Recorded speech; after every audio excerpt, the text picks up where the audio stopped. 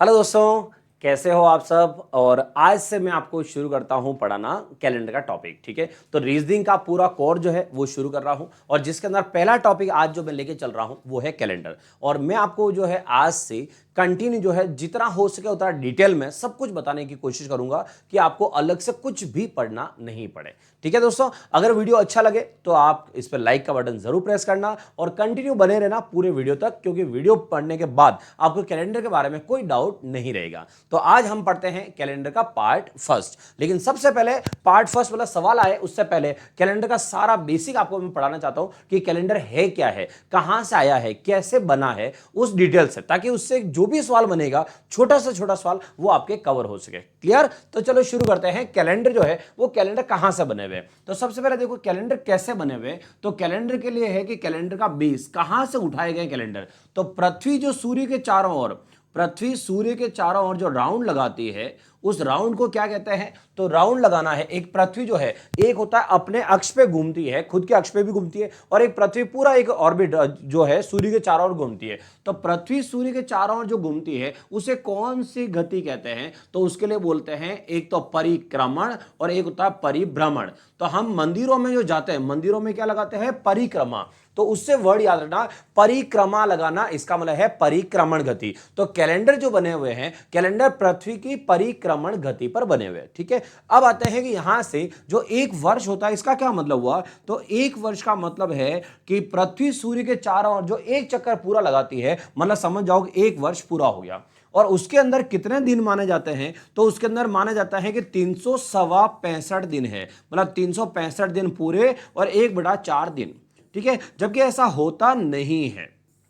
आपने बिल्कुल सही सुना है, ऐसा होता नहीं है। तो फिर ये क्या मतलब हुआ। तो आपको सब कुछ समझाऊंगा, आप तो आराम से वीडियो देखते रहो। देखो 365 दिन और 1/4 का मतलब क्या हुआ। 365 दिन का मतलब है ये तो हो गया पूरे का पूरा दिन, और 1/4 दिन का मतलब है दिन का चौथा हिस्सा, और दिन का चौथा हिस्सा मतलब कितना हो गया, 6 घंटे। तो यूं समझो कि हम ये मानते हैं कि 365 दिन तो पूरे हो गए और 6 घंटे एक्स्ट्रा और निकल गए। अच्छा, इससे क्या फर्क पड़ा, इससे क्या बनाया गया, एक एक कहानी समझना। देखो जब कैलेंडर की शुरुआत हुई तो सन पहला वाला, तो ऐसा समझो जब सन पहला था उसके अंदर कितने दिन थे। तो सन पहला जो था उस पर कितने दिन होंगे, 365 दिन होंगे, क्योंकि एक चक्कर में पृथ्वी को 365 दिन 6 घंटे लग रहे हैं। तो 6 घंटे की तारीख तो बनने से रही, इसलिए पहले साल में कितने दिन मिलाए गए, 365 दिन। सन जो दूसरा था उस दूसरे वाले सन में कितने मिलाए गए, तो दूसरा सन जो है तो उसमें भी वापस बात वही है, 365 दिन इसमें भी मिलाए गए। अब क्या हुआ, पहले वाले वर्ष के 6 घंटे अभी यहां पर छोड़ दिए, दूसरा वाला जो आया दूसरे वाले के 6 घंटे उसको भी छोड़ दिए। इसका मतलब 6 घंटे पहले के और 6 घंटे बाद के, 6 और 6 कितना हो गया, 12 घंटा। तो 12 घंटे अभी हमारे पास एक्स्ट्रा पड़े हुए। क्या 12 घंटे की तारीख बन सकती है, नहीं। इसका मतलब और आगे चलते, जो सन तीसरा था, सन तीसरे में 365 दिन वापस पूरे लिए गए और 6 घंटे एक्स्ट्रा वापस छोड़ दिए गए। तो 6 6 6 कितनी बार हो गया, 18 घंटे। क्या 18 घंटे से कोई तारीख बन सकती है, तो भी नहीं बन सकती है। अब आते हैं सन चौथे में। जब सन चौथा वाला आया तब 365 दिन इसके अंदर मिलाए गए। तो 365 दिन तो आएंगे आएंगे और 6 इसके घंटे एक्स्ट्रा और आए। अच्छा, पहले से 6 6 6 कितना है, 18 घंटे हमारे पास पहले से थे और 6 घंटे और आ गए, 18 और 6 कितने हो गए, 24 घंटे हो गए। इसका मतलब हुआ कि 24 घंटे यहां पर हमारे पास पूरे हो चुके हैं जो एक्स्ट्रा एक्स्ट्रा वाले थे। इन 24 घंटे को क्या किया गया, यहीं पर वापस मिला दिया ताकि आगे जाके हेडेक नहीं रहे। तो 24 घंटे का एक दिन एक्स्ट्रा और बन गया और वो मिलाया गया सन चौथे के अंदर। मतलब जो है हर साल चौथा साल जो आता है हर बार वो चौथा साल लीप ईयर आता है। रीजन क्या है, उसके अंदर एक दिन बढ़ा दिया जाता है। क्यों बढ़ाते हैं, क्योंकि हम हर साल कितना मानते हैं कि 6 6 घंटे जो है वो एक्स्ट्रा है, इसलिए 4 साल में एक दिन मिला देते हैं। अच्छा, इसके बाद जो है लीप ईयर कौन सा आया होगा, तो सन 4 के बाद लीप ईयर आया होगा 8 वाला, फिर उसके बाद कौन सा आया होगा, 12 वाला, फिर उसके बाद कौन सा आया, 16 वाला। अगर आप देखो तो ये क्या है, 4 की टेबल है, मतलब 4 का पहाड़ा बन रहा है। इसलिए लीप ईयर चेक करने के लिए हम किसका भाग लगाते हैं, 4 का। आई बात समझ में। ये तो है कि लीप ईयर जो आते हैं उसके अकॉर्डिंग। अब आता है मेन पॉइंट क्या है, चलो वो देखो आप। तो यहां से अगर मैं बात करूं कि यहां से 1896 है, 1896 है, ठीक है। 1896 क्या लीप ईयर था। तो लीप ईयर चेक करने के लिए किसका भाग लगाते हैं दोस्तों? 4 का। और अभी आपको बताया है कि पृथ्वी जो घूमती है तो हर साल 6 घंटे एक्स्ट्रा छोड़ देते हैं, इसलिए 4 साल में 24 घंटे हो जाते हैं और 4 साल में दिन बढ़ जाता है। अगर मैं 1896 की बात करूं तो 1896 में किसका भाग लगा दो? 4 का। तो 4 का भाग लगाने की एक शॉर्ट ट्रिक होती है कि सिर्फ पीछे की दो संख्याओं में, सॉरी 2 अंकों में 4 का भाग अगर पूरा जाए तो इसका मतलब भाग पूरी संख्या में जाएगा। तो यहां पर भाग पूरा जा रहा है, इसका मतलब 1896 जो है उसके अंदर 29 फरवरी आई। ठीक है, अब वापस 29 फरवरी कब आएगी? लीप ईयर कब आएगा? तो वापस लीप ईयर आएगा कितने साल बाद? 4 साल बाद आएगा। तो 4 साल बाद सन कौन सा आया? 1900 आया। उसके 4 साल बाद सन कौन सा आया? तो उसके 4 साल बाद वापस सन आया कौन सा? 1904 आया। ठीक है, अब 1904 में देखो 04 में 4 का भाग लगाओ, भाग पूरा जाएगा, मतलब यहां पर 29 फरवरी आई थी। अब है 1900 के अंदर यहां पर 4 का भाग लगाओ तो 1900 में 4 का भाग पूरा जाता है, क्योंकि किसी भी संख्या का लास्ट में 2 अंक अगर 0 हो तो इसमें 4 का भाग पूरा पूरा जाता है। लेकिन क्या यहां 29 फरवरी थी? तो क्या यहां 29 फरवरी थी? तो आप चेक करो, यहां पर 29 फरवरी नहीं थी। अब पॉइंट ये है कि जब पृथ्वी बराबर घूम रही है, 4 साल में एक दिन पूरा एक्स्ट्रा निकल जाता है, तो फिर यहां पर 29 फरवरी क्यों नहीं डालेगी? मतलब यहां क्यों नहीं थी? बहुत सारे स्टूडेंट ये भी बोलेंगे अरे सर लीप ईयर के लिए जो है अगर शताब्दी हो तो 4 का नहीं 400 का भाग लगाते हैं। लेकिन मैं तो ये कह रहा हूं कि क्यों ऐसा क्यों हुआ है कि हम 400 का भाग लगाते हैं? हम 4 का भाग लगा रहे थे, उसमें क्या दिक्कत थी? 400 का भाग कहां से आया? तो मैं वो पॉइंट पूछ रहा हूं, 400 का भाग कहां से आया? तो चलो शुरू करता हूं, आपको वो बताता हूं कि ऐसा क्यों हुआ कि सन 1900 में 29 फरवरी नहीं आई। दूसरा एक सवाल आगे जाके आपको और है, सारे सवाल मैंने आगे लिखे हुए, आपको एक सवाल मिलेगा कि लगातार 2 लीप वर्ष में मैक्सिमम कितने वर्ष का गैप होता है? 2 लगातार लीप वर्ष में कितने साल का मैक्सिमम गैप होता है? बहुत सारे बच्चे 4 साल ही जानते हैं, जबकि मैक्सिमम गैप कितना आपके सामने 1896 से लगाकर 1904 तक यहां पर कोई लीप वर्ष बीच में नहीं आया। और यहां से यहां देखा जाए तो कितने वर्ष का गैप आया? 8 वर्ष का गैप आया। तो याद रखना 2 लगातार लीप वर्ष में मैक्सिमम 8 वर्ष का गैप होता है। ठीक है, अब आते हैं कि ऐसा हुआ क्यों। चलिए देखते हैं ऐसा हुआ क्यों। तो देखो यहां से पृथ्वी जो है सूर्य के चारों ओर जो चक्कर लगाती है ना, उसका आप टाइम चेक करना कितना टाइम लगता है। तो पृथ्वी सूर्य के चारों ओर जो एक राउंड पूरा लगाती है, उस एक राउंड में टाइम जो है वो टाइम लगता है कितना? 365 दिन। और आगे मैंने आपको पहले बोला था 365 दिन और 6 घंटे गलत है, पहले बोला था 365 दिन और 6 घंटे नहीं लगते दोस्तों। 365 दिन 5 घंटे 48 मिनट और लगभग 48 सेकंड। कहीं पर आपको 1-2 सेकंड ऊपर नीचे और नजर आ सकते हैं, इसलिए लगभग बोल रहा हूं कि लगभग 48 सेकंड ये टाइम लगता है पृथ्वी को सूर्य के चारों ओर एक राउंड पूरा लगाने में। ठीक है, अब बात को समझो कि जब हम आगे जो सवाल हमने किए, मतलब 4 साल में हमने जो लीप वर्ष मिलाया, वो 4 साल में लीप वर्ष किस वजह से मिलाया था कि 365 दिन तो पूरे हो गए और ऊपर से 6 घंटे और हो गए। यही किया था कि 365 दिन पूरे हो गए और 6 घंटे ऊपर से हुए, इसलिए हमने 4 साल में 24 घंटे मानकर लीप वर्ष कर लिया। लेकिन क्या 6 घंटे वास्तव में हुए थे? नहीं हुए थे। तो इसका मतलब है कितना टाइम आगे पीछे हो रहा है वो देखो। तो 48 सेकंड को लगभग आप 1 मिनट मान लो, लगभग कह रहा हूं 1 मिनट मान लो, तो लगभग 1 मिनट माने तो इसका मतलब है तो भी 49 मिनट होते हैं, तो भी 49 मिनट हो जाते हैं। ठीक है, यहां से कुछ सेकंड मैंने ज्यादा लिए यहां पर। ठीक है, अब आता है कि 49 मिनट मतलब अभी भी 6 घंटे होने में 11 मिनट बाकी है। इसका मतलब है कि हम पृथ्वी से 11 मिनट आगे भाग गए, वो भी सिर्फ 1 साल में। तो 1 वर्ष में पृथ्वी से हम 11 मिनट आगे चले गए और हमने मान लिया कि 6 घंटे हो गए हमारे, और हमने 4 साल में 1 दिन मिला भी दिया। तो 4 साल में 1 दिन मिला भी दिया और हमारा काम चल रहा है। लेकिन जो कैलेंडर बनाने वाले हैं उन्होंने ये कैलकुलेशन पहले से कर रखी है। तो यहां पर क्या कैलकुलेशन हुई है, कैसे इसको बिठाया गया कि हम पृथ्वी से आगे नहीं भाग जाए, तो ये कैसे बेस बनाया गया, चलिए शुरू करते हैं। देखो क्या होता है, अगर 1 वर्ष में आप पृथ्वी से 11 मिनट आगे निकल जाओगे, तो अभी तो सन 2023 है, मतलब 2023 में हम पृथ्वी से कितना आगे भाग चुके होंगे। तो इसका मतलब है 1 वर्ष में अगर आप 11 मिनट आगे जा रहे हो, तो इसका मतलब 400 वर्षों में आप कितने मिनट आगे जाओगे। तो 400 वर्षों में, तो 1 में 11, तो 400 में 400 का गुणा कर लो, मतलब हो गया 4400 मिनट। 4400 मिनट हम पृथ्वी से आगे निकल जाएंगे। और इसको अगर मैं घंटे में चेंज करूं, कितने घंटे हुए, तो 4400 में भाग लगा दो किसका, 60 का, और 60 का भाग लगाओ तो लगभग ये जो है 60 का भाग लगाने पर ये निकलेगा 73 के आसपास। कितना 73 के आसपास, और यहां से 73 से वापस निकाल दिया गया 72 को, कितने को निकाल दिया 72 घंटे बाहर निकाल दिए। और 72 घंटे का मतलब कितना हुआ, 72 घंटे का मतलब हुआ 3 दिन रात, मतलब 3 दिन।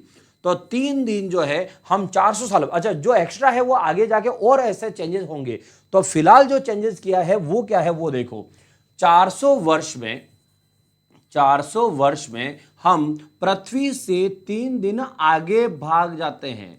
कितने वर्षों में दोस्तों, 400 वर्षों में। तो 400 वर्षों में हम पृथ्वी से 3 दिन आगे निकल चुके हैं। अब इसको बैलेंस कैसे किया गया वो समझो। तो इसको बैलेंस करने का तरीका क्या निकाला गया ताकि हम पृथ्वी के बिल्कुल बराबर चलें। तो सन 1 से लगाकर सन 100 तक ये हो गए 100 वर्ष, ठीक है। फिर उसके बाद 101 से लगाकर ये हो गया 200, फिर 201 से लगाकर 300, और 301 से लगाकर 400, ये हो गए 400 वर्ष। हम 400 वर्षों में पृथ्वी से 3 दिन आगे भाग चुके होते हैं, इसलिए उन 3 दिन को एडजस्ट कहां किया गया, तो जो 400 वर्ष है, इन 400 वर्षों में कितनी शताब्दी आई दोस्तों, तो 400 वर्षों में शताब्दियां देखो, शताब्दी किसे कहता है, जिसके पीछे 2 जीरो हो। तो 400 वर्षों में कितनी शताब्दी आई, तो यहां से 400 वर्षों में 4 शताब्दी है। तो इसकी गणित कैसे बिठाई गई, 400 वर्षों में जो ये 3 लीप वर्ष आते थे, मतलब आने चाहिए थे, ठीक है, लेकिन यहां पर 29 फरवरी को हटा दिया गया। तो ये 3 जो शताब्दी है, इन 3 शताब्दी से 29 फरवरी को हटा दिया गया, और यहां से वापस पृथ्वी के बराबर बैलेंस को बना दिया गया।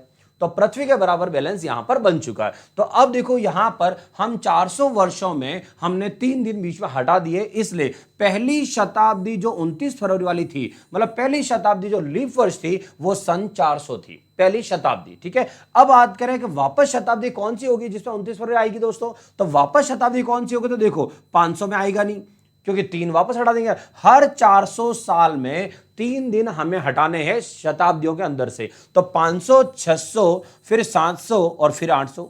इसका मतलब है यहां से यहां तक ये जो है 3 लीप वर्ष, 500, 600, 700, इन तीनों शताब्दियों का एक एक दिन वापस हटा दिया। तो इसका मतलब है वापस शताब्दी के अंदर 29 फरवरी कब आई दोस्तों, 800 में आई। तो पहले कहां आई, 400 में, उसके बाद कहां आई, 800 में, फिर उसके बाद 1200, फिर उसके बाद 1600। अब आप देखो यहां पर इन सब में कितना गैप आ रहा है, 400 400 का गैप आ रहा है। और अगर 400 400 का गैप आ रहा है, इसका मतलब क्या हुआ कि इन सभी संख्याओं में 400 का भाग जाएगा। इसलिए जो भी आपको ये बोलता है ना कि शताब्दी के अंदर 4 का नहीं लगाते, 400 का भाग लगाते हैं, आप उनसे ये पूछे 400 का क्यों लगाते हैं, ऐसा क्या हुआ कि 400 का लगाते हैं, उसका रीजन कुछ ये है। आई बात समझ में, ये था कैलेंडर का बेसिक कि कैलेंडर बने कैसे हैं। अब आते हैं इसके ऊपर सवाल क्या बनता है, उसके ऊपर कि कैसे सवाल बनाए जाते हैं उसके लिए। तो चलो शुरू करते हैं इसके ऊपर सवाल कैसे बनते हैं। तो देखो यहां से ये हो गया डिटेल सारी। अब आते हैं आगे, एक लिखा है परिक्रमण और दूसरा क्या है, परिभ्रमण। तो परिभ्रमण का मतलब क्या है, अपने अक्ष पे घूमना पृथ्वी का, वो क्या है, परिभ्रमण। और अगर पृथ्वी सूर्य के चारों ओर जो चक्कर लगाती है वो क्या हो जाता है, परिक्रमण, ठीक है। चलो आगे देखो, वर्ष जो है, वर्ष कौन से, एक एक चीज समझाऊंगा, सब कुछ लिखा हुआ आगे, ठीक है। अब यहां से लिखा हुआ स्टार्ट करते हैं सारा।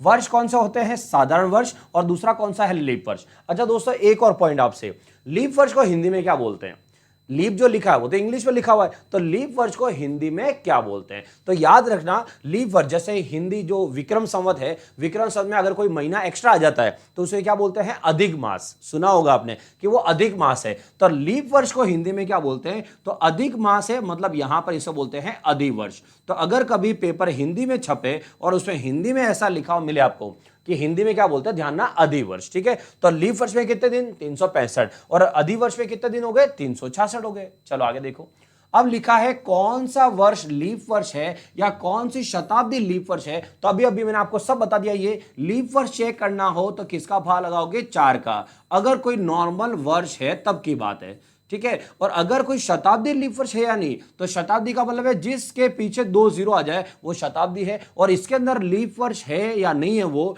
तो उसके लिए हम किसका भाग लगाएंगे, 4 का नहीं लगाएंगे, किसका लगाएंगे, 400 का। क्लियर, ये भी बढ़ चुका आगे। चलो आगे देखो, और यहां लिखा हुआ है 2 क्रमागत, ठीक है, 2 क्रमागत लीप वर्ष।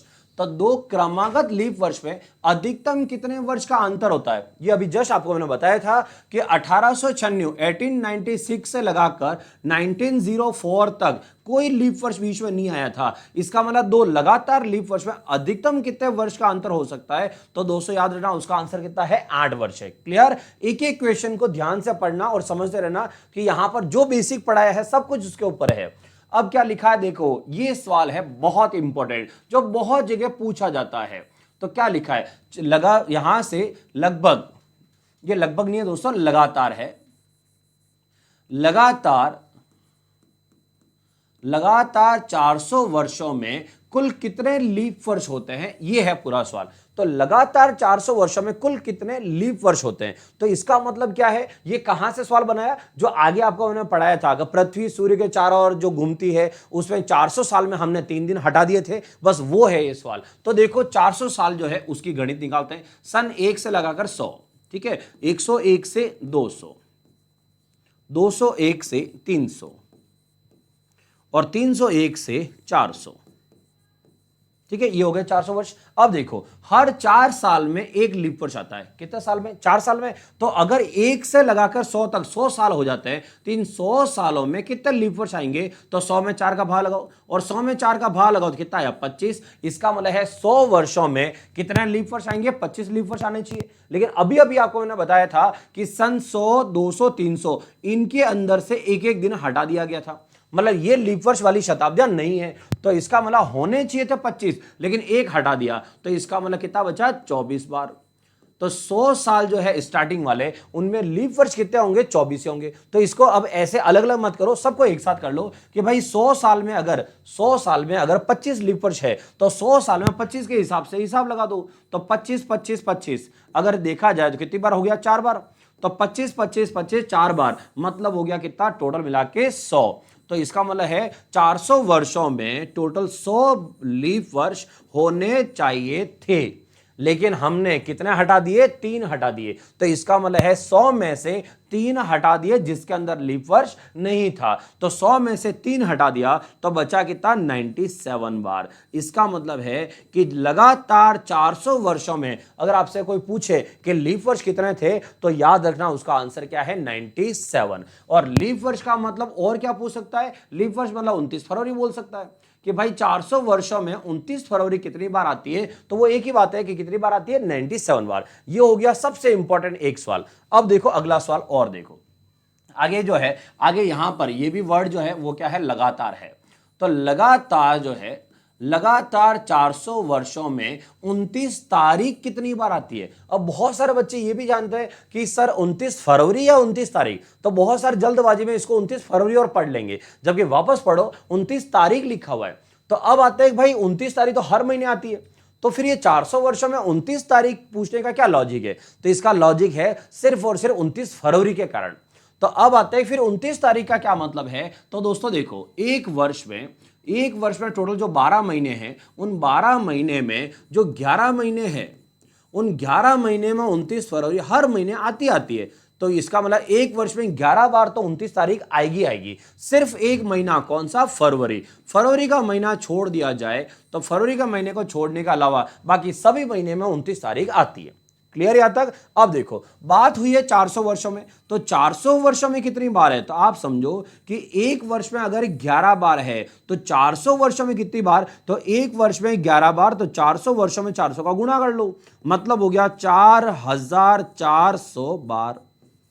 क्लियर? 4400 बार। अब आते हैं फरवरी के अंदर कि भाई फरवरी के अंदर 29 फरवरी कितनी बार आएगी? तो भाई अभी अभी हमने पढ़ा था ये वाला कि 400 वर्षों में 29 फरवरी कितनी बार आती है? 97 बार आती है। तो इसका मतलब 400 वर्षों में फरवरी के अंदर 29 तारीख कितनी बार आएगी? 97 बार। तो ये हो गया यहां से 97 बार। क्लियर? तो इसका मतलब है कि 400 वर्षों में 29 तारीख जो 11 महीने हैं उनके अंदर तो आएगी 4400 बार, और जो फरवरी का महीना है उस फरवरी के अंदर कितनी बार आएगी? 97 बार। तो टोटल मिला के कितना हो गया? टोटल मिला के हो गया 4497 बार। कितनी बार? 4497 बार। तो ये दो सवाल बहुत इंपॉर्टेंट है कि 400 वर्षों में लीप वर्ष कितनी बार और 400 वर्षों में 29 तारीख कितनी बार। क्लियर आपको? चलो और आगे बढ़ते हैं, अगला सवाल देखो।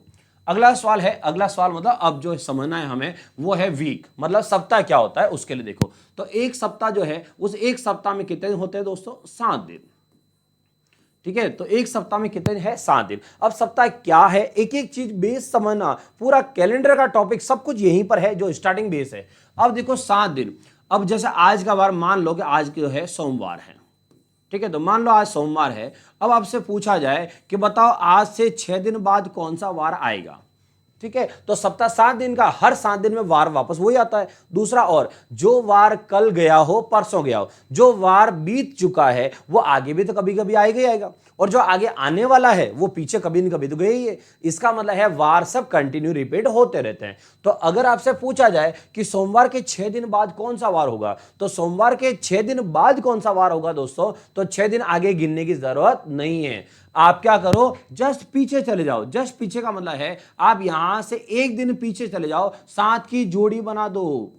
भाई जो वार आज से 6 दिन बाद आएगा, इसका मतलब अभी अभी तो गया होगा, इसलिए आने में 6 दिन बाकी है उसके। तो आने वाले सोमवार के 6 दिन बाद कौन सा वार होगा, मतलब जो जस्ट एक दिन पीछे गया है, इसका मतलब वार कौन सा होगा, रविवार। अब आप गिन के देख लो, मंगलवार, बुधवार, गुरुवार, शुक्रवार, शनिवार, रविवार, आ गया वापस रविवार। तो 6 दिन बाद क्या है, रविवार है।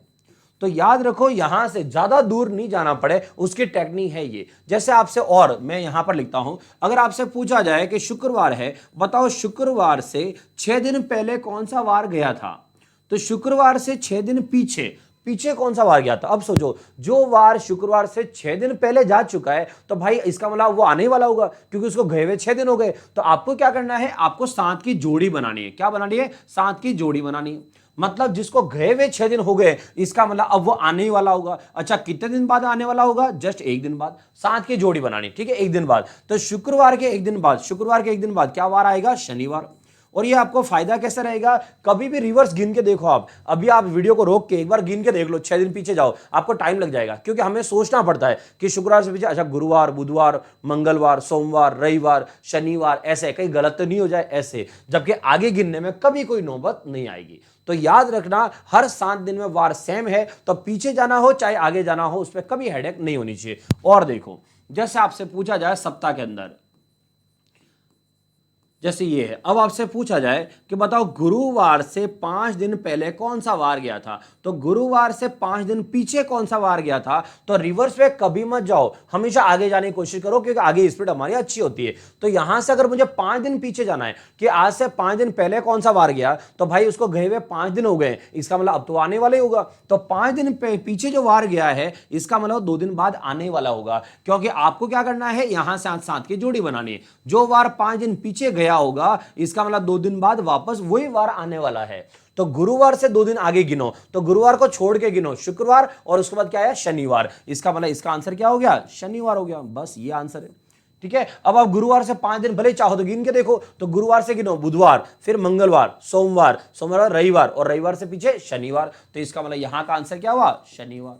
तो ये फालतू का टाइम आपका वेस्ट नहीं होगा। क्लियर। चलो अब देखो, अब है यहां से कुछ दिन आगे जाना और पीछे जाना। मतलब आपसे अगर यह पूछा जाए कि सितंबर महीने में कितने दिन होते हैं, या फिर उससे भी देखो और छोटा लाता हूं मैं, 1 तारीख से 8 तारीख तक, 1 तारीख से 8 तारीख तक कुल कितने दिन होते हैं। तो 1 तारीख से 8 तारीख तक कुल कितने दिन होते हैं दोस्तों, तो कुल दिन होते हैं 8 दिन।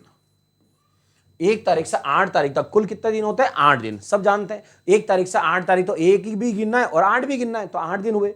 अब मैं आपसे कहूं कि यहां जो हम कैलेंडर पढ़ते हैं, कैलेंडर में हम जो वार निकालते हैं, वो कभी भी टोटल की वजह से नहीं निकालते हैं।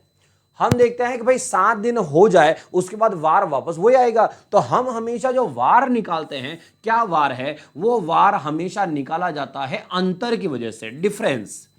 तो यहां से यहां कितना डिफरेंस है ये देखो आप। तो कभी भी डिफरेंस निकालना हो तो क्या करते हैं, बड़ी संख्या में से छोटी संख्या को घटाया जाता है। तो बड़ी संख्या कितनी, 8, 8 में से कितना घटा दो, 1, कितना आया, 7। इसका मतलब यहां से यहां का जो डिफरेंस है, वो डिफरेंस दोस्तों कितना हो जाएगा, 7 दिन का। तो 7 दिन का हो जाएगा यहां पर अंतर।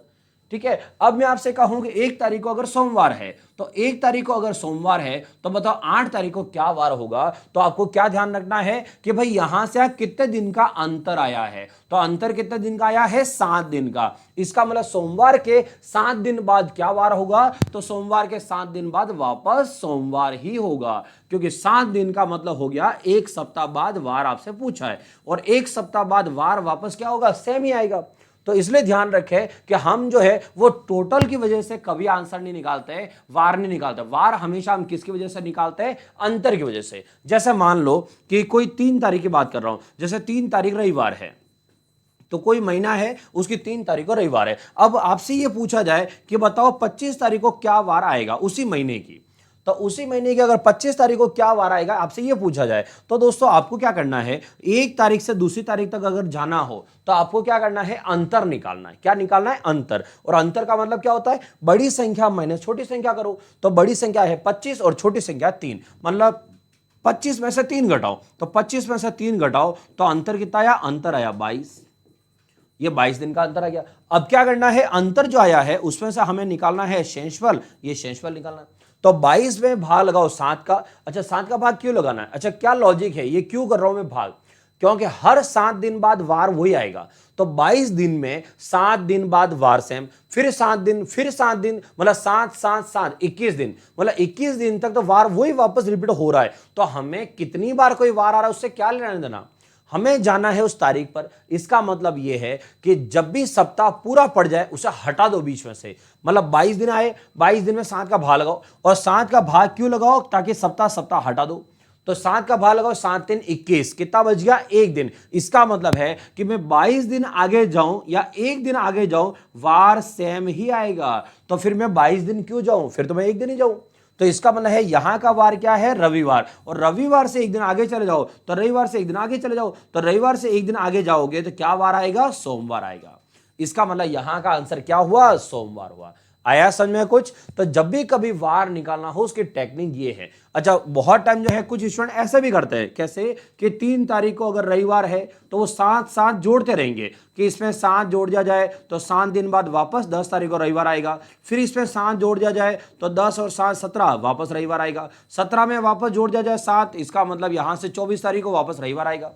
ऐसे 7 7 7 जोड़ते जाओ तो उसके मतलब 24 तारीख को वापस क्या है, रविवार आया। अब आप देखो 25 तारीख को क्या वार आएगा, तो भाई 24 को रविवार है तो 25 को सोमवार ही आएगा। लेकिन ये टाइम वेस्ट नहीं करना है, आपको सीधा अंतर निकालना है, 7 का भाग लगाना है, और जो शेषफल बच जाए बस उतने दिन आगे या पीछे जाना है। अच्छा आगे या पीछे का मतलब अगर तारीख बाद की पूछिए तो आगे जाना है, अगर यहां का वार दे रखा है और यहां आना है तो इसका मतलब हमें पीछे आना है। आया समझ में। तो ये होता है कि वार आगे जाना है कि पीछे जाना है, ये सब कुछ डिपेंड है किसके ऊपर, सप्ताह के ऊपर। तो सप्ताह क्या होता है ये आपको समझाया है मैंने कि वीक क्या है, वार कैसा निकालते हैं। अब देखो वापस सवालों की बारी पे आते हैं, ठीक है, कि सवाल यहां से क्या हो सकते हैं उसके लिए। तो देखो सप्ताह में क्या है, 7 दिन, उसके बाद कुल क्या है और अंतर क्या है। अभी आपको बता दिया है कि कुल, जैसे आपको बोला जाए कि साधारण वर्ष है, ठीक है। अब साधारण वर्ष में कुल कितने दिन होते हैं, अगर आपसे मैं ये पूछूं तो साधारण वर्ष है मतलब जिसमें 29 फरवरी नहीं आती है, नॉर्मल ईयर, तो उसमें कुल कितने दिन होता है, तो कुल दिन होता है 365 दिन, राइट, ये है कुल दिन। और अगर आपसे मैं ये बोलूं कि साधारण वर्ष कब शुरू होता है, तो साधारण वर्ष शुरू होता है 1 जनवरी को। कोई भी वर्ष हो शुरू तो 1 जनवरी को होता है, तो साधारण वर्ष 1 जनवरी को शुरू होता है, और साधारण वर्ष वापस खत्म कब होगा, तो साधारण वर्ष वापस खत्म होगा 31 दिसंबर को। अब आपसे यह पूछो अगर मैं कि बताओ इस तारीख से इस तारीख तक जानने में कितने दिन का अंतर आएगा, अगर आपसे यह पूछा जाए कितने दिनों का अंतर आएगा, तो दोस्तों ध्यान रखना टोटल में और अंतर में 1 दिन का फर्क होता है। तो अगर टोटल दिन है 364 दिन, तो इसका मतलब अंतर जो पड़ेगा पहली तारीख और अंतिम तारीख में, वो अंतर 365 नहीं पड़ेगा, वो अंतर कितना पड़ेगा, 364 दिन का अंतर पड़ेगा। ये है कुल और अंतर क्या होता है। जैसे मान लो जुलाई का महीना है, जुलाई के महीने में कुल कितने दिन होते हैं, 31 दिन होते हैं। लेकिन आपसे यह बोला जाए कि पहली तारीख 1 जुलाई से 31 जुलाई के बीच कितने दिन का अंतर है, तो 1 जुलाई से 31 जुलाई के बीच में अंतर कितने दिन का होगा, 30 दिन का होगा। आया समझ में। चलो और देखो आगे। अब जो सवाल जो मैंने आगे मौखिक बोल दिए अब वो सब लिखने में आ रहे हैं यहां पे, ठीक है। जैसा लिखा आज से 30 दिन बाद क्या वार है। अब आज मतलब कोई भी वार मान लो, कोई फर्क नहीं पड़ रहा है, मान लो आज गुरुवार है, ठीक है, तो ये हो गया गुरुवार। अब आपसे सवाल ये पूछा है कि बताओ आज से 30 दिन बाद क्या वार है। अच्छा, बाद का मतलब है आगे जाना है, ठीक है, ध्यान ना ये चीज भी, 30 दिन बाद क्या वार है, इसका मतलब क्या है, तो 30 दिन बाद, बाद का मतलब है आगे जाओ। कितने दिन जाओ, 30 दिन जाओ। तो अगर मैं आपको तारीख से समझो तो आप तारीख से समझो। मान लो यहां पर 1 तारीख है और 1 तारीख को गुरुवार है, ठीक है, तो 30 दिन बाद का मतलब है 30 दिन आगे जाओ, और 30 दिन आगे जाओ का मतलब है 31 तारीख का वार बताओ। एक्चुअल में ये है। तो कभी भी ऐसा है ना कि आज से 10 दिन आगे क्या वार है, 10 दिन बाद क्या वार है, 30 दिन बाद क्या वार है, इसका मतलब ये जो 30 दिन है एक्चुअल में वो अंतर को शो कर रहा होता है।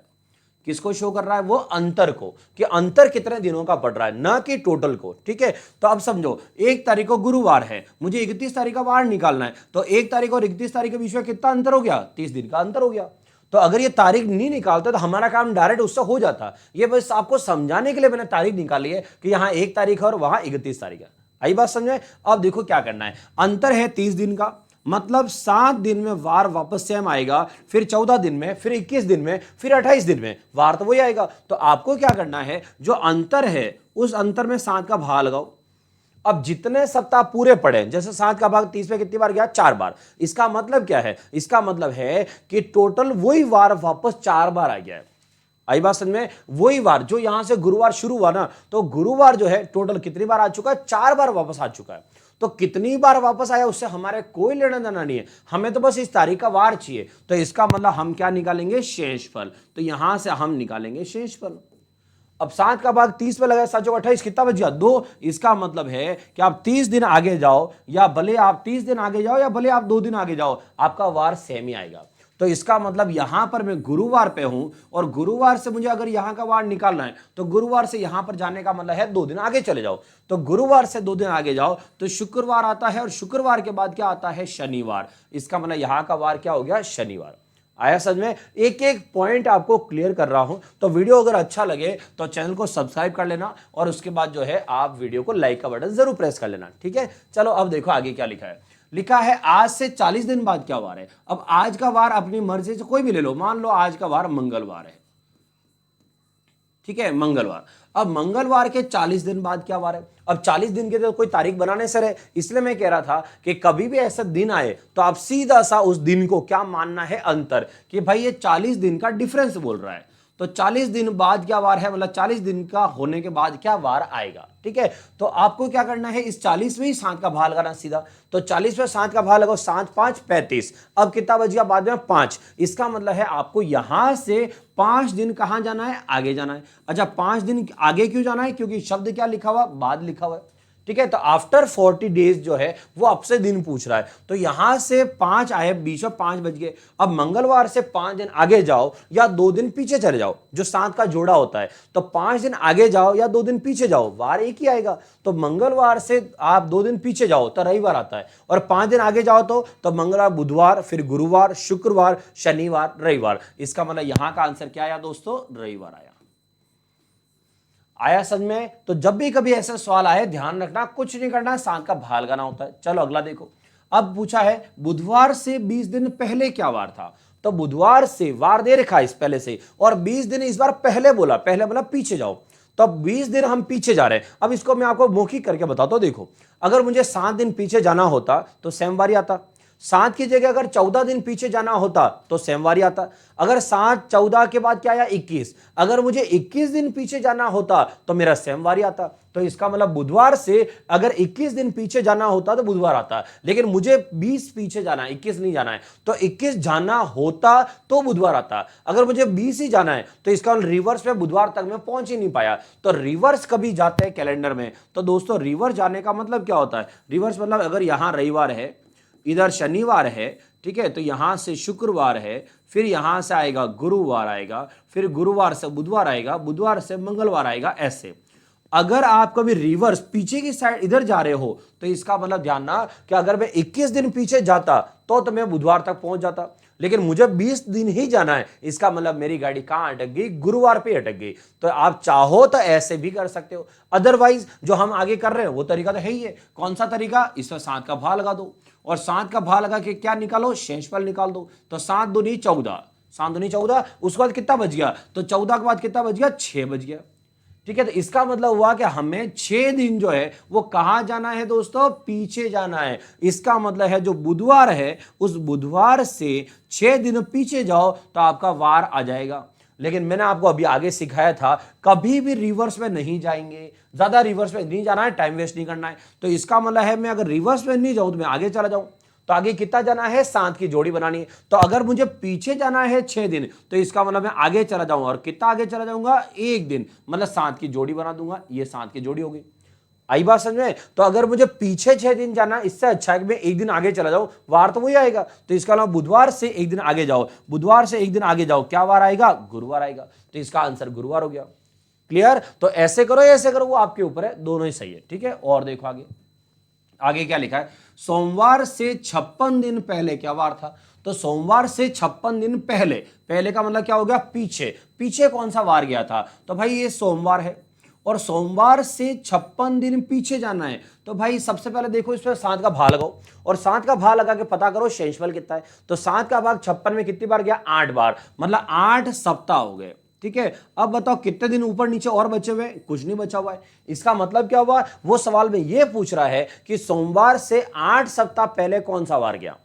आई बात समझे? तो सोमवार से 8 सप्ताह पहले कौन सा वार गया, तो मेरे भाई 1 सप्ताह पहले या 1 सप्ताह बाद वार सेम ही होता है। तो 1 सप्ताह पीछे वार वही गया, 2 सप्ताह पीछे जाओगे तो भी वार वही जाएगा, तो 8 सप्ताह पहले का वार पूछे तो भी वही आएगा। तो सोमवार से 8 सप्ताह पहले कौन सा वार था, तो सोमवार से 8 सप्ताह पहले भी क्या था, सोमवार ही था।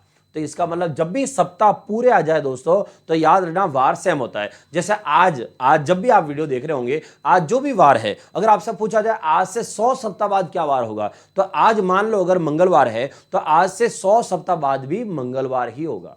क्लियर? चलो, ये गणित है आपकी कौन सी, सप्ताह वाली। अब बढ़ते हैं आगे।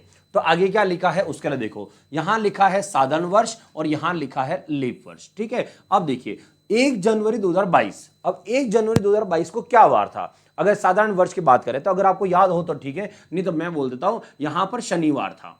तो 1 जनवरी 2022 को क्या वार था, शनिवार था। अब मुझे यह पता करना है कि 31 दिसंबर 2022 को क्या वार था। बहुत सारों को तो पता भी होगा कि साधारण वर्ष जब शुरू होते हैं तो खत्म कब होते हैं, लेकिन मैं आपको और डीप में जाके बता रहा हूं कि ऐसा कब होता है। तो देखो 1 जनवरी 2022 को शनिवार है, 1 तारीख से अगर मैं 31 तारीख तक जाता हूं तो यहां से यहां तक अगर मैं जाता हूं तो कितने दिन का गैप आएगा, 364 दिन का गैप आता है। तो 364 दिन का गैप आता है। ठीक है, यहां से जाने में। अब 364 दिन में अगर मैं 7 का भाग लगाऊं कि भाई मुझे यहां का वार पता है शनिवार का, और शनिवार से 364 दिन आगे जाके मुझे वार निकालना है, तो 364 में 7 का भाग लगाओ, तो 7 का भाग लगाओ, 7 5 35, तो 7 5 35, 1 बच गया, 1 और 4 14, यहां तो भाग पूरा चला गया। इसका मतलब एक भी दिन ऊपर नीचे नहीं बचा है। तो इसका मतलब यह होता है कि यहां पर अगर शनिवार है तो इसका मतलब यहां पर भी क्या वार आएगा, शनिवार ही आएगा। तो इसका मतलब यह हुआ कि साधारण वर्ष जिस वार को शुरू होते हैं वो वापस उसी वार को ही खत्म हो जाते हैं, जिस वार को शुरू होते हैं उसी वार को खत्म हो जाते हैं। तो इसका मतलब अगर आप याद रखना चाहो तो कैसे याद रखोगे कि साल जिस दिन शुरू हुआ उस दिन आपके शनि महाराज का शनिवार का व्रत था। तो अगर उस दिन व्रत था और पार्टी नहीं हो पाई, समझ जाओ साल के लास्ट में आपकी पार्टी नहीं हो पाएगी, क्योंकि उस दिन भी शनिवार का व्रत पड़ेगा ही पड़ेगा। ठीक है, तो यहां से ये, अच्छा नया साल कब शुरू होगा, तो शनिवार को ये खत्म हुआ था, नया साल कब शुरू होगा, रविवार को। तो अगर आपने नया साल जो है, नया साल छुट्टी के दिन, संडे के दिन एंजॉय किया है, तो इसका मतलब उसी दिन समझ जाओ कि अगर वो साधारण वर्ष है तो नया साल अगर संडे को एंजॉय किया है तो साल का लास्ट दिन जो आएगा वो भी आपका संडे को ही आएगा। तो साधारण वर्ष जिस वार को शुरू होते हैं वापस उसी वार को खत्म भी हो जाते हैं। ठीक है, अब नया साल देखो, इसके बाद ये रविवार से शुरू, रविवार खत्म। अब यहां आया 2024, और 2024 का पहला दिन क्या आएगा, सोमवार आएगा। लेकिन 2024 जो है वो क्या है, वो तो लीप वर्ष हो गया। तो इसका मतलब लीप वर्ष जो है उसमें क्या होता है, चलिए इस तरफ आ जाते हैं। तो लीप वर्ष 1 जनवरी 2024 को अगर पहला दिन सोमवार है तो दोस्तों बताओ कि क्या यहां पर 31 दिसंबर 2024 को क्या सोमवार आएगा, नहीं आएगा, क्योंकि यहां से यहां पर बीच में 29 फरवरी एक्स्ट्रा आ जाएगी, और एक दिन अगर एक्स्ट्रा आ गया तो जिस वार को शुरू हो रहा है ये उस वार को खत्म नहीं हो पाएगा। तो इसका मतलब ये कब खत्म होगा, ये एक दिन आगे खत्म होगा, और एक दिन आगे का मतलब कब खत्म होगा, मंगलवार को। तो जो लीप वर्ष होते हैं वो जिस वार को शुरू होते हैं उसके एक दिन बाद वो खत्म होते हैं। ठीक है, अब आते हैं नया साल कब आएगा फिर, तो यहां पर है मंगलवार को अगर वो खत्म हुआ है तो ये कब शुरू होगा, बुधवार को शुरू होगा, और ये वापस साधारण वर्ष हो गया। साधारण वर्ष जिस वार को शुरू होते हैं वापस उसी वार को खत्म भी हो जाते हैं। इसका मतलब है शुरुआत बुधवार से हुई है तो खत्म भी बुधवार के होगा। आई बात समझ ये। अब देखो यहां से आपको क्या सिखाना है वो पॉइंट देखते हैं। तो अब आपको जो सबसे मेन इंपॉर्टेंट सिखाना है वो क्या है, चलिए देखिए। यहां पर है 1 जनवरी और यहां पर है 1 जनवरी, सेम डेट है और सेम डेट एक साल आगे है। तो यहां 22 है और यहां क्या है 23 है। ठीक है, फिर देखो यहां से 1 जनवरी से वापस 1 जनवरी ये, और यहां 2024 है, मतलब सेम डेट एक साल आगे जाओ तो आप वार चेक करो, वार में क्या फर्क पड़ा है, यहां से यहां चेक करो। तो इसका मतलब है सेम डेट, अगर सेम डेट हम एक साल आगे जाते हैं तो यहां शनिवार से रविवार हो गया, मतलब प्लस का 1 हो गया, एक दिन आगे चले गए। अगर सेम डेट हम एक साल आगे जाते हैं तो यहां से यहां चेक करो, यहां पर एक दिन और आगे हो गया, मतलब रविवार से सोमवार हो गया। इसका मतलब है कि जब सेम डेट हम एक साल आगे जाते हैं तो एक दिन बढ़ जाते हैं, लेकिन जैसे हम इधर आते हैं, अब देखो यहां पर 1 जनवरी और यहां 1 जनवरी है, तो 1 जनवरी सेम डेट हो गया। अब सेम डेट 2024 और यहां कितना है 2025 है, और सोमवार से बुधवार हो गया। इसका मतलब यहां पर कितना बढ़ रहे हैं, यहां तो 2 बढ़ रहे हैं। तो लॉजिक क्या है वो याद रखो, हर साल हम सेम डेट जब एक साल आगे जाएंगे तो एक दिन तो बढ़ेंगे ही बढ़ेंगे, एक दिन बढ़ेंगे ही बढ़ेंगे। लेकिन अगर बीच में 29 फरवरी आ जाए तो 29 फरवरी का एक दिन और बढ़ा दो। तो इसलिए क्या आपको याद नहीं करना पड़ेगा, रट्टा नहीं मारना पड़ेगा, बेसिक चीजों को समझो। जब भी हम अगर 5 साल आगे जाना पड़े तो 5 साल के 5 दिन आगे जाएंगे, लेकिन बीच में जितने लीप वर्ष आएंगे उनका दिन एक्स्ट्रा गिन लो, क्योंकि 29 फरवरी उतनी एक्स्ट्रा आ रही बस। तो अगर मुझे सेम डेट एक साल आगे जाना है तो एक साल आगे जाना तो उसका था एक दिन, और अगर बीच में 29 फरवरी आई है तो उसका एक दिन और, इसलिए यहां पर हम कितना बढ़ रहे हैं, 2 दिन। आई बात सबको अच्छे समझे, तो 29 फरवरी आए तो ही 2 बढ़ेंगे, अदरवाइज हम एक ही बढ़ेंगे।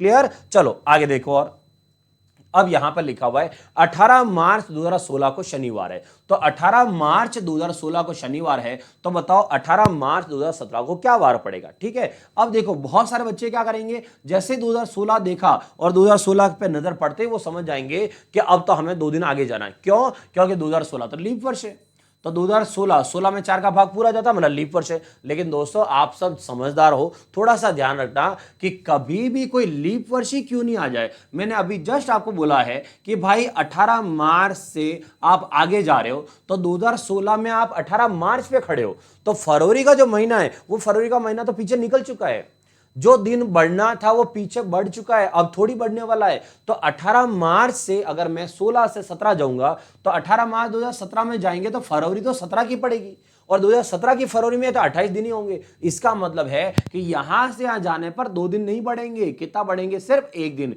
तो शनिवार से एक दिन आगे जाओ तो यहां का वार क्या आएगा दोस्तों, रविवार आएगा। आई बात समझ में, तो यहां से लॉजिक समझना अच्छे से कि कभी भी जितने भी साल आगे जाना हो आपको हर साल का एक दिन ही आगे बढ़ना है, और अगर बीच में लीप वर्ष आ जाए, मतलब 29 फरवरी आ जाए, तो हम 2 बढ़ेंगे। क्लियर, चलो और आगे देखते हैं।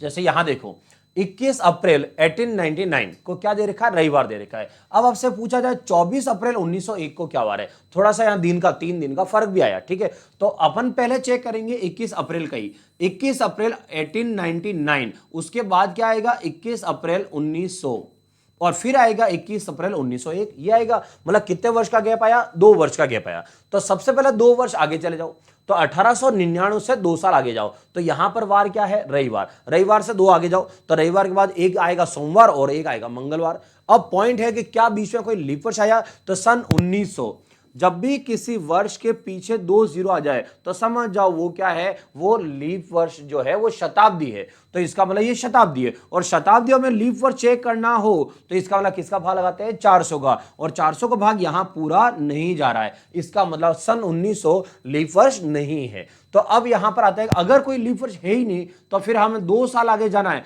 तो 2 साल के 2 दिन आगे जाना है। तो रविवार से आगे जाओ सोमवार, और सोमवार के बाद क्या आएगा, मंगलवार। इसका मतलब है यहां पर क्या वार है, मंगलवार है। क्या वार है दोस्तों? मंगलवार। अच्छा, आंसर नहीं आया अभी, मैं सिर्फ 21 तारीख की बात कर रहा हूं। 21 अप्रैल 1899 को रविवार, तो 21 अप्रैल 1901 जो है, 21 अप्रैल 1901 को मंगलवार है। लेकिन हमें जाना है 24 तारीख, तो हमारा अभी जो वार आया है वो 21 तारीख का वार आया है, और अगर हमें जाना है 24 तारीख, तो यहां से यहां कितने दिन आगे जाना है? 3 दिन आगे जाना है, और 3 दिन आगे जाओ तो 24 तारीख भी आ जाएगी। तो मंगलवार से 3 दिन आगे जाओ, बुधवार, गुरुवार, शुक्रवार, इसका मतलब है 24 तारीख जो है वो 24 तारीख को क्या वार पड़ेगा? शुक्रवार पड़ेगा। ये है आपके सवाल का फाइनल आंसर। आई बात समझ में? तो इसका मतलब है जितने वर्ष आगे जाने हो आपको क्या ध्यान रखना है, जितने वर्ष आगे जाना हो उतने दिन आगे जाओ, और जो लीप वर्ष बीच में आ जाए उसका एक दिन एक्स्ट्रा काउंट कर लो। ठीक है, ये है कैलेंडर का स्टार्टिंग, मतलब कैलेंडर का बेसिक। ठीक है, अब कैलेंडर का बेसिक जो है, मतलब ये पहला पार्ट है मेरा, तो स्टार्ट किया है यहां से मैंने। अब हम पढ़ेंगे इसको अलग अलग पार्ट में, ताकि हर एक टॉपिक जो है उसको मैं टुकड़ों टुकड़ों में आपको पढ़ा सकूं, तो एक ही दिन सारा ज्ञान नहीं आ जाए कि आपको पता ही नहीं चले, इसलिए तो थोड़ा थोड़ा मैं आपको रोज पढ़ाऊंगा। तो ये था कैलेंडर का पहला पार्ट। आपको पहला पार्ट कैसा लगा जरूर बताइएगा, कमेंट करके बताना, और अगर वीडियो अच्छी लगी हो तो लाइक का बटन जरूर प्रेस करना, और अगर आपको और अच्छी लगी हो तो सब्सक्राइब चैनल को जरूर करना। ठीक है दोस्तों, मिलते हैं वापस अगली वीडियो में, सेम टाइम डेली मेरी वीडियो में आपको मिलेगी, जिसमें अपलोडेड वीडियो मिलेगी, ताकि कोई बीच में बातचीत की कोई फालतू की चीजें नहीं मिले। क्लियर? मिलते हैं वापस कल, तब तक बाय बाय, जय हिंद।